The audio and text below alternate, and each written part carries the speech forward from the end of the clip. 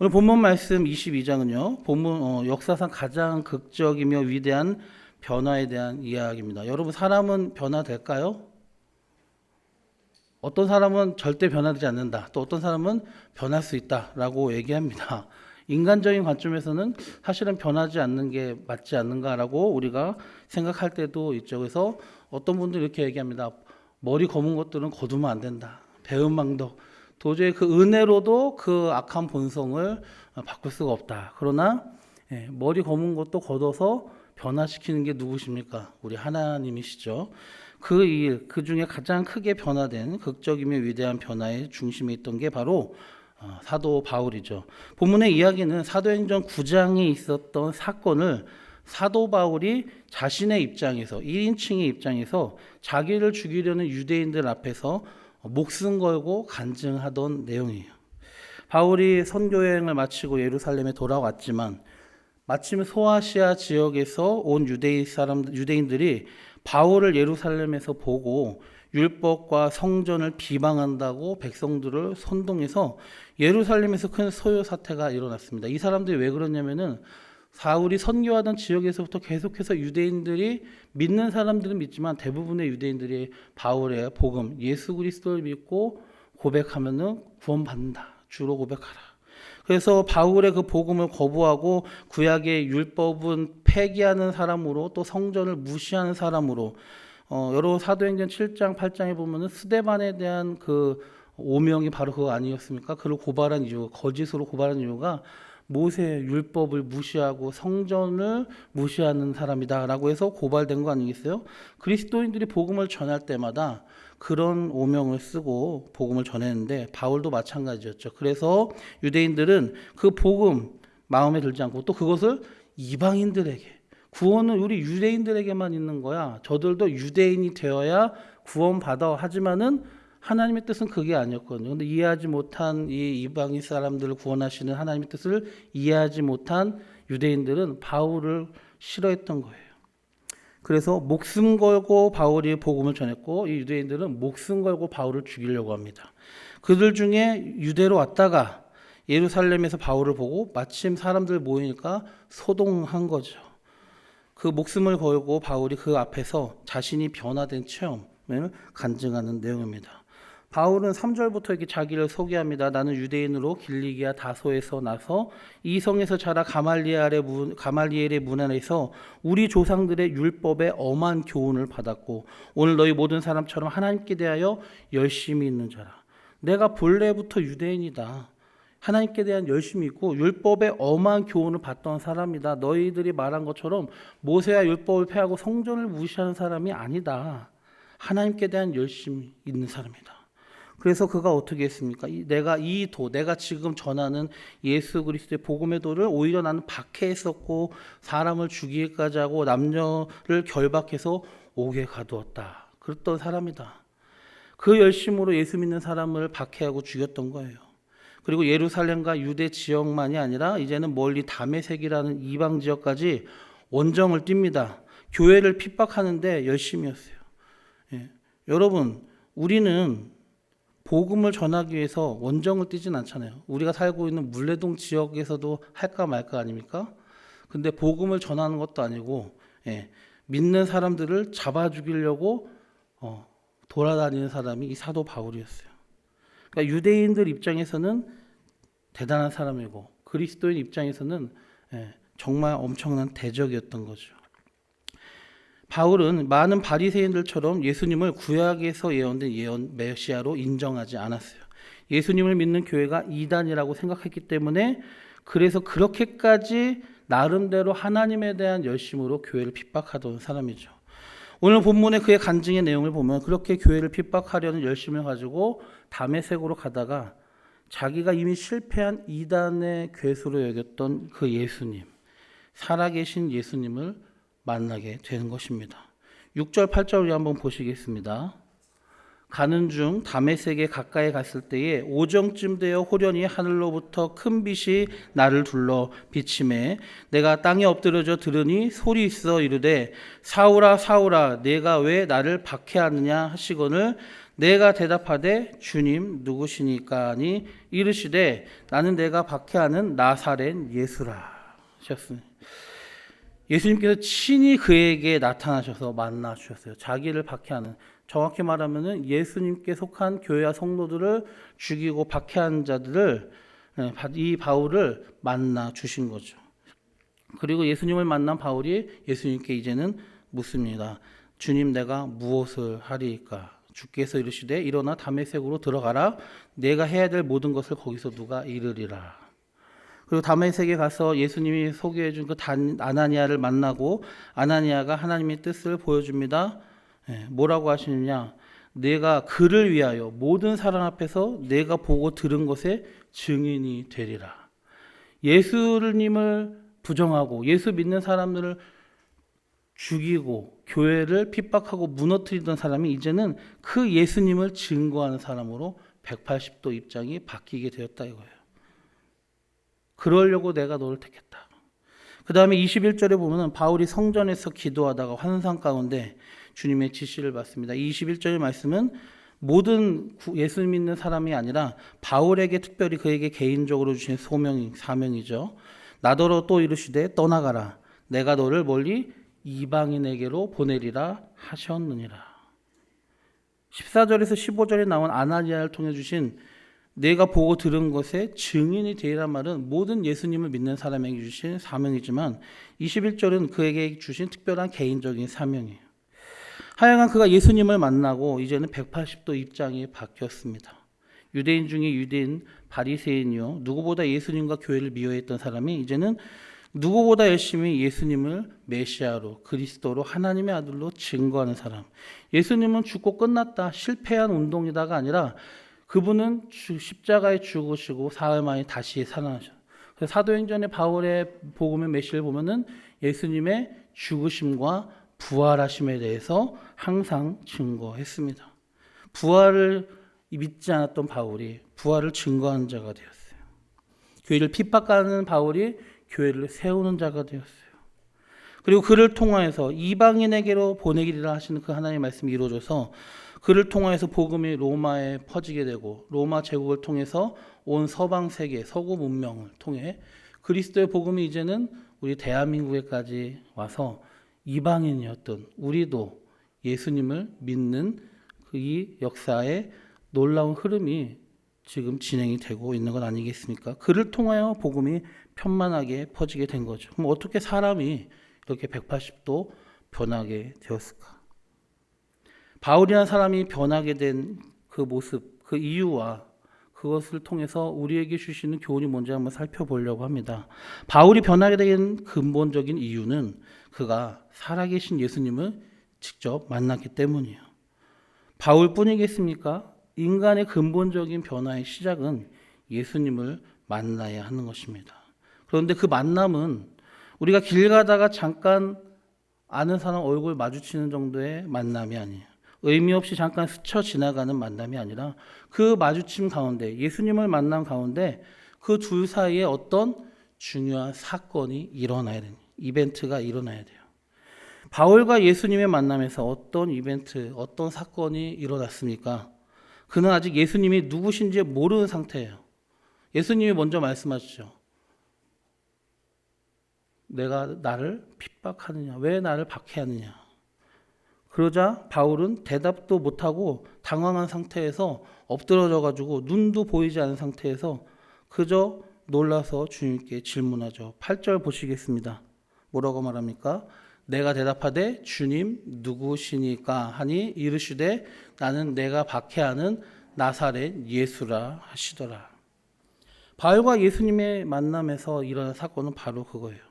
누구신지 모르는 상태에서 단지 영광스러운 광채와 함께 나타난 그 주님 때문에 당황하고 놀란 상태에서 아마 처음에는 어떤 절대자 또는 하나님의 사자 정도로 생각하고 있었죠. 그래서 그는 처음에 주님이라고 불렀습니다. 근데 그 주님의 이름은 정말로 우리가 예수님을 고백하는 그 주님이 아니라 높은 사람이요 절대자를 부르는 주님이라는 뜻이에요. 그래서 그렇게 부렸지만 그 예수님이 뭐라고 했습니까? 나는 네가 박해하는, 너가 지금 사람 잡으러 가지, 그들이 섬기는, 그들이 믿는 그 나사렛 예수야. 네가 부정했던 그. 바울은 자기 앞에 나타나신 그분이 누구신지 물었고 비로소 누구신지 알게 되었어요. 바울과 예수님의 만남에 어떤 이벤트가 일어났다고요? 예수님이 누군지 알았다는 거죠. 이 만남에서 일어난 사건이 이제까지의 자신의 모든 것이 무너지고 부정되고 새롭게 바뀌는 위대한 변화의 시작이 되었습니다. 그 이전에 바울은 메시아가 아니라 예수님이 자칭 메시아다라고 생각한다고 했지 않았습니까? 그리고 그래서 박해하는 것이 하나님을 위한 일이라고 열심을 했다고 하지 않았습니까? 그런데 부활하셔서 살아계신 예수님, 내가 부인했고 부정했고 믿지 않았던 그 예수님을 직접 눈으로 봤어요. 지나가다가 봤지만은 그 지나가다가 어떻게 본 거예요? 영광 가운데 본 거예요. 그냥 지나가는 사람 중에 나 예수야 하고 지나간 게 아니에요. 말 그대로 부활하신 주님께서 부활하신 그 영광으로서 하나님으로서 그 자리에 나타나신 거죠. 그래서 그는 그 만남 가운데 이전에 자신의 모든 것들이 잘못된 것을 바로 깨닫게 되었고 내가 거부했던 그 나사렛 예수가 진짜 부활하셔서 살아계시고 참으로 하나님의 아들, 내가 죽였던 그 성도들이 죽어가면서 나에게 얘기했던 진짜 그분이 십자가에 죽으시고 부활하시고 우리의 죄를 구원하시기 위해서 십자가에 죽으시고 부활하셨은 하나님의 아들 메시아, 구약에서부터 예언했던 선지자들이 말했던 오실 그이었구나 라는 것을 비로소 알게 된 거죠. 이 만남의 순간은 그가 배웠던 구약 성경의 모든 내용, 특별히 예수가 없는 바리새인들의 전통에서 그가 빠져나오게 되는 계기가 되고 참으로 예수님을 중심으로 그의 모든 지식과 경험과 생각들이 재정립되는 순간이기도 했습니다.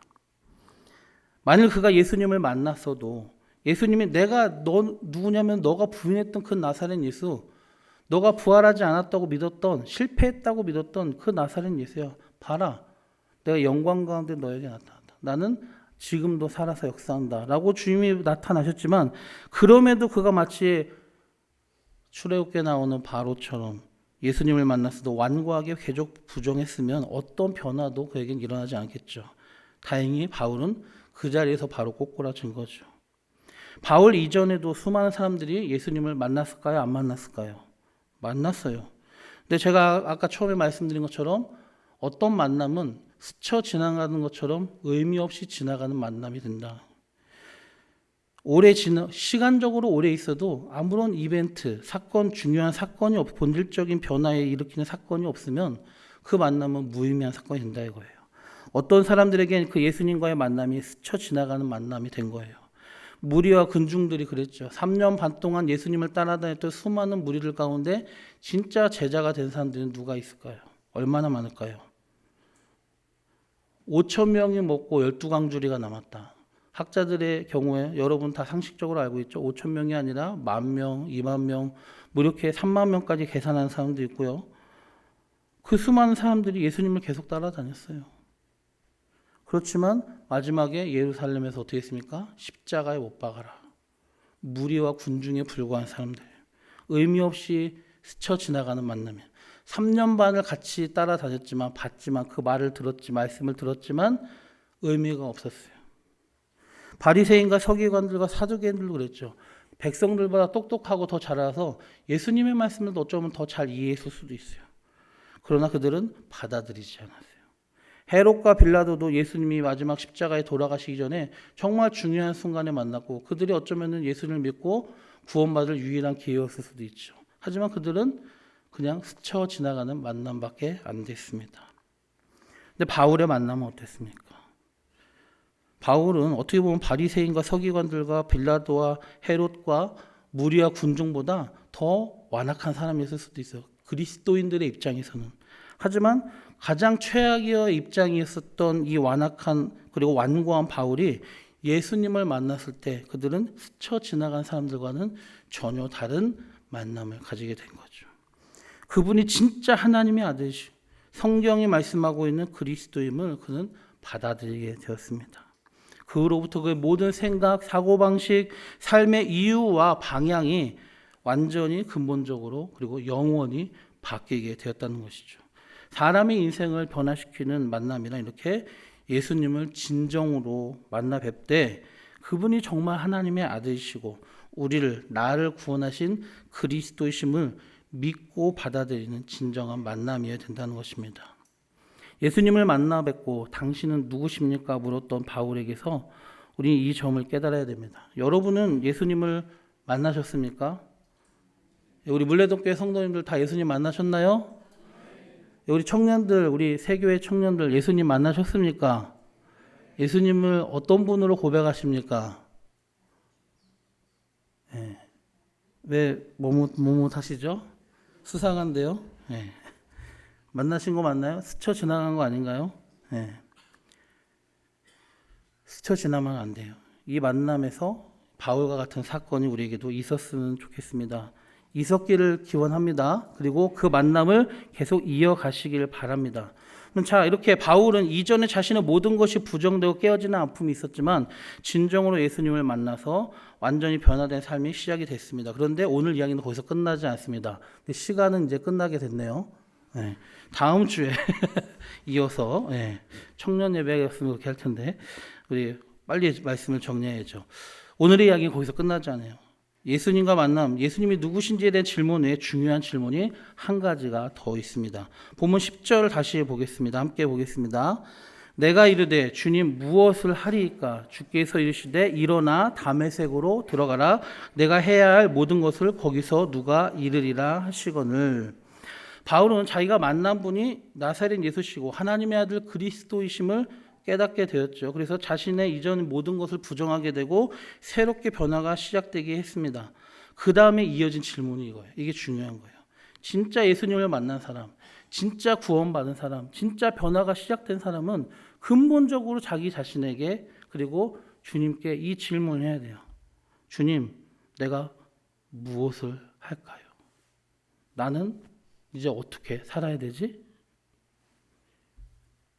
예수님을 만나고 바울은 예수님이 만물의 주인이시라는 그 고백을 하게 된 거예요. 처음 예수님께 물어봤을 때 주님 당신 누구십니까? 라고 했을 때 주님 아까 뭐라고 했어요? 위대한 분 또는 천사 그런 하나님의 사자를 만나는 마음으로 주님이라고 했다고 했어요. 근데 두 번째 나오는 주님 내가 무엇을 하리까에서의 주님은 의미가 다릅니다. 우리가 보통 예수님께 하는 그 주님 My Lord, Curious. 높은 사람이나 귀족이나 이런 사람들에게 하는 의미 외에 종교적으로, 신앙적으로 Curious, 주님이라고 고백하는 것은 그분을 말 그대로 내 주인, 마스터, 그리고 하나님으로 고백하는 고백이에요. 유대인들에게 있어서는. 왜냐하면은 구약 성경에 여호와라는 이름을 유대인들이 함부로 쓰지 못해. 3계명 때문에 여호와 이름을 망령되이 일컫지 말라. 그래서 여호와라는 단어를 쓰지만 읽을 때는 뭐라고 쓰죠? 뭐라고 읽죠? 주님이라고. 아도나이. 그 아도나이를 번역한 게 헬라어로 큐리오스예요. 그러니까 유대인들에게는 신앙적, 종교적으로 자기들의 아도나이, 진정한 큐리오스는 여호와 하나님밖에 없어요. 근데 지금 바울이 뭐라고 한 거예요? 예수님을 내 하나님이라고 고백한 거예요. 내 왕. 내 주관자, 통치자, 창조주.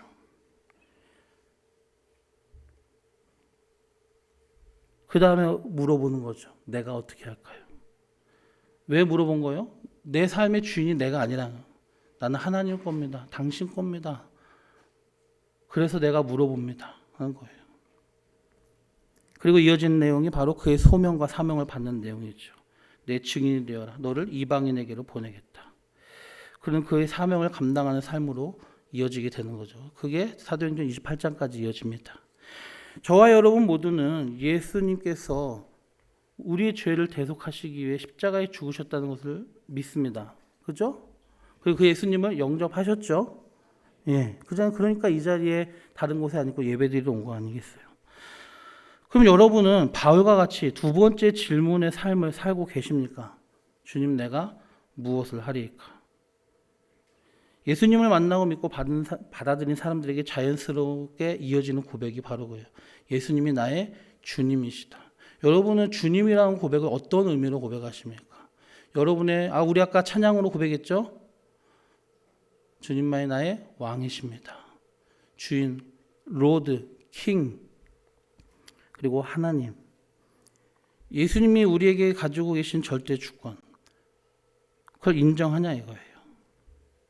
정말 믿는 사람, 구원받은 사람은 이제 삶의 태도와 방향성이 바뀌어야 된다는 것이죠. 바울이 보여준 것처럼. 왜? 주인이 바뀌었으니까. 내 주인이 이제 내가 아니게 된 거예요. 이전까지 내가 예수님을 알고 믿기 전에는 내가 내 마음대로 살았던 거죠. 근데 삶의 주인이 내가 아니라 주님으로 바뀐 거예요. 그래서 주님, 나의 로드라고 우리가 고백하는 거죠. 그렇다면 구원하시는 예수님을 진정으로 만났다면 왜 그런 반응이 나와야 되는가? 왜 주인이 바뀌어야 되는가? 그것은 인간이 구원을 필요로 하는 죄인된 존재로 타락하게 된 그 계기와 관련이 있죠. 창세기 3장에 아담과 하와의 범죄의 본질이 무엇입니까? 하나님을 불순종하며 하나님을 떠났죠. 뱀을 통한 사단의 유혹의 내용이 무엇인지 기억나십니까? 선악을 알게 하는 나무의 열매를 먹으면 하나님처럼 된다. 너희가 선과 악을 분별하게 될 것이다. 이것이 중요한 거예요. 선과 악을 분별하는 기준은 본래 창조주 하나님께만 있는 것입니다. 하나님이 이게 선이고 이게 악이야. 이게 옳은 것이고 이게 틀린 거야. 이게 좋은 것이고 이게 나쁜 거야를 기준이 하나님께 있어서 하나님이 정해 주신 대로 살면 돼요. 그렇게 판단하면 돼요. 근데 사탄이 이렇게 유혹한 거죠. 아니야, 너네가 하나님처럼 돼가지고 너네 스스로가 그걸 판단하게 될 거야. 너네 스스로가 기준이 될 거야 라는 거예요. 하나님처럼 된다는 게 빛이 있으라 해가지고 빛이 탁 생긴 것처럼 그런 전능한 능력이 생긴다는 의미에서 하나님처럼 된 게 아니라 삶의 주권이 내게 있다는, 너희 자신에게, 이제 인간인 너희 자신에게 삶의 주권이 생길 거야. 이거 먹으면 불순종함으로. 그렇죠? 실제로 그렇죠. 불순종이 무엇입니까? 하나님이 준엄한 금지의 명령을 불순종한 거는 하나님의 권위를 무시했다는 거예요. 부정했다는 거예요. 내가 하나님보다 높이 있다고 말하는 거나 같습니다. 그 내가 하나님이 된 거, 내 인생, 내 삶의 자리에서 하나님을 끌어내리고 내가 하나님이 된 거니까 내 마음대로, 하나님의 말씀대로가 아니라 내 마음대로 내가 하고 싶은 대로가 되는 거죠. 아담의 후손은 모두가 그런 마음을 갖고 살아가는 거예요. 부패한 본성에 따라서 우리가 계속해서 그런 본성을 이어받게 되는 거죠. 여러분은 그럼 예수님을 믿고 나서도, 교회 다닌다면서도 혹시라도 여러분의 삶의 영역 가운데서 하나님과 상관없이 내가 하고 싶은 대로, 내가 원하는 대로 판단하고 결정하고 살아가시지 않았습니까? 여러분이 인생의 목표, 내가 뭘 추구해야 될지를 바울처럼 하나님께 여쭤보셨습니까?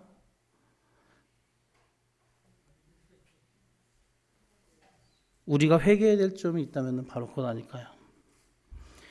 로마서 10장 9절에 10절에 보면 내가 만일 내 입으로 예수를 주로 시인하며 또 하나님께서 그를 죽은 자 가운데서 살리신 것을 내 마음에 믿으면 구원을 받으리라. 사람이 마음으로 믿어 의에 이르고 입으로 시인하여 구원에 이르느니라. 예수를 주로 시인하라 이겁니다. 구원받는 믿음은 예수님을 나를 도와주시는 분, 내 죄를 위해서 스스로 희생하신 분 정도로 믿는 게 아니에요. 그분이 나를 위해서 모든 걸 바치셨듯이 이젠 내가 내게 아닙니다. 예수님을 주로 시인하는 고백. 그래서 믿음 사건은 주종 관계를 맺는 사건이에요. 진정한 믿음, 내가 구원받고 구원받은 자답게 살아가기 위해서 우리에게 요구되는 믿음은 예수님을 주로 시인하고 그 결단을 내리고 그렇게 살아가는 믿음이란 것입니다. 여러분의 인생의 주인은 누구십니까? 말로만이 아니라 예수님께서 분명 말씀하셨죠. 주여 주여 한 자마다 천국에 가는 것이 아니다. 마태복음 7장 20절에 그렇게 말씀하시지 않았습니까? 주여 주여 한 자마다가 아니라 하늘에 계신 내 아버지의 뜻대로 행하는 자마다.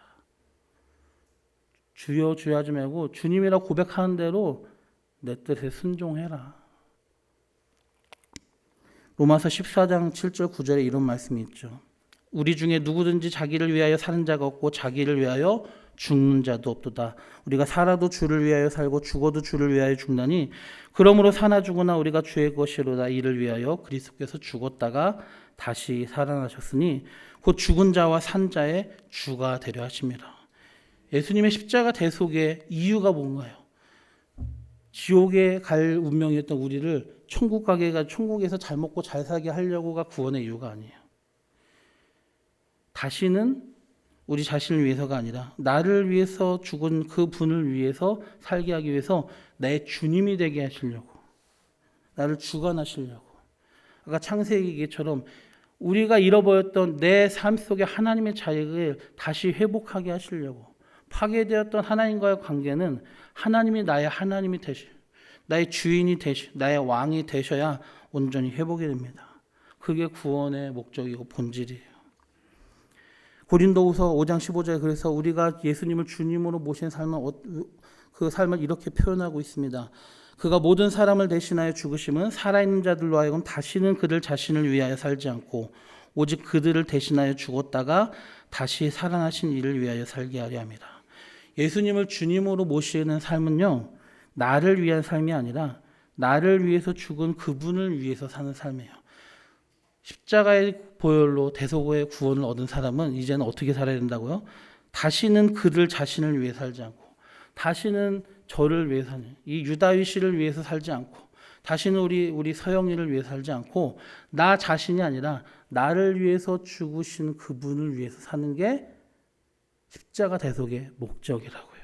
예. 예수님은 그럴 이유로 나를 구원하셨는데, 내가 구원받은 다음에 오케이 땡큐 고마워요 빠이빠이, 예수님은 그대로 가시고 나는 내 길로 가고, 이게 아니라 이거죠. 하나님은 예수님을 주님으로 고백하게 하심으로 우리 삶에 하나님의 하나님 되심을 다시 회복하게 하시려는 목적으로 우리를 구원하셨다. 그걸 기억했으면 좋겠습니다.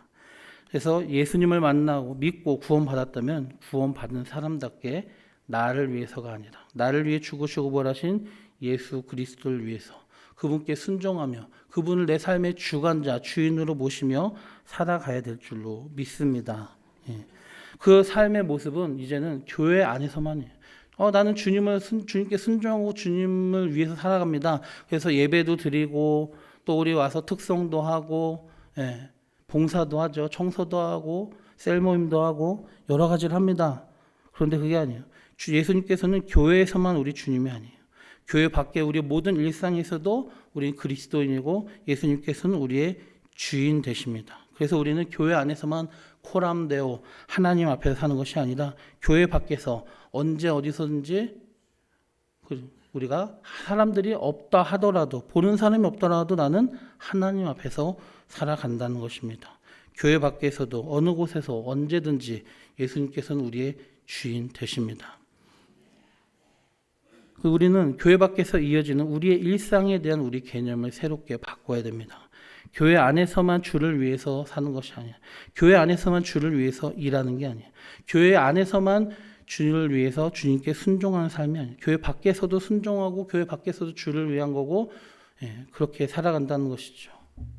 나의 삶의 모든 영역이 주님의 다스림 안에 있다. 직장도, 학교 공부도, 가정에서의 일도, 여러분이 소일거리도, 취미생활, 인간관계도 주님을 위한 일로 하시길 바랍니다. 그러면은 내가 무엇을 해야 될지, 그리고 어떻게 해야 될지 여러분이 말씀 잘 배우지 않습니까? 분별하실 수가 있어요. 중요한 건 그거예요. 직장일도 주님을 위한 일이다. 주님께 하듯이 주님 앞에서 하는 거고, 그리고 주를 위해서 하는 거고, 학교 공부도, 인간관계도, 내 언어 생활도, 은밀한 취미 생활도 주님 앞에서 주를 위해서 하는 것. 그래서 우리 삶의 전반에 대한 인식이 전체가 확 달라져야 된다. 내 삶에 혁명이 일어나는 거예요. 그러려면 먼저 어떻게 해야 돼요? 예수님을 만나야 돼요.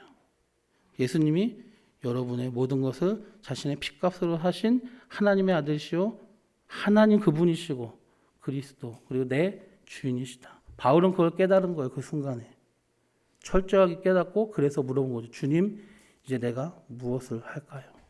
여러분이 만약에 구원받으셨다면, 만약이 아니라 진짜 구원받았다고 믿습니다. 이제는 바울의 두 번째 질문과 그 고백처럼 예수님을 진짜 주님으로 고백하시고 진짜 주님으로 모시기를 결단하시고 그 결단한 삶을 일상에서 하나하나 순종해 나가시길 주님의 이름으로 축원합니다.